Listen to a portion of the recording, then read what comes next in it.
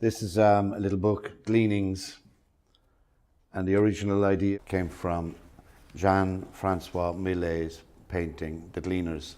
We all know it. It's a lovely painting that you see in Irish kitchens, or used to see in Irish kitchens, where the women are bent over the field collecting the seeds.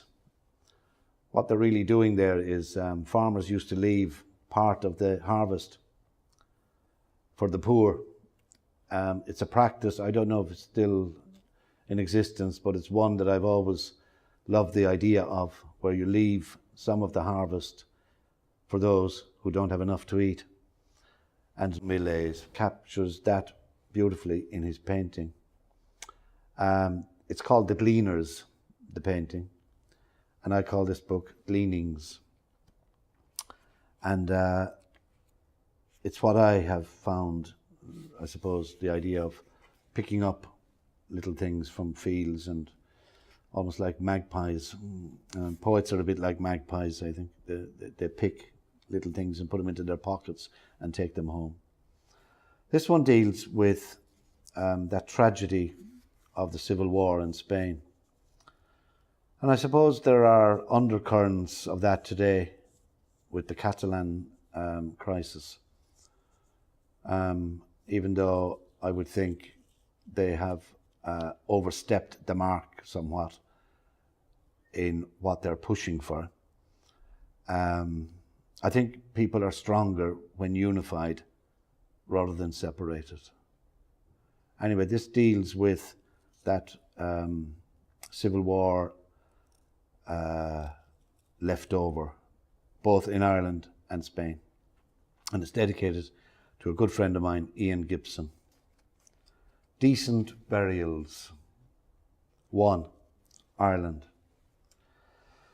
Some locals believe a black and tan soldier may be buried in the centre of Gort Bog, Lisnaw, outside Tralee, under bramble and fern. He was the result of an IRA execution during the War of Independence. Reprisals abounded on both sides. Terrible things were done. There were no angels.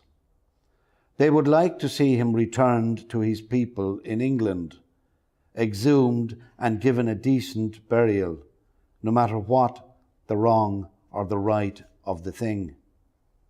Because old wounds fester beneath the surface, and time cannot assuage the memory until the page turns like a sod to allow light in, a fresh beginning. 2. Spain. The body politic cannot agree on unearthing Civil War atrocity. Brush away the dust of secrecy, allow living relatives some semblance of relief for lost dignity. One such pit in a private field beside the Burgos motorway contained the bones of 4 brothers and 4 others who were taken out on August 14th, 1936.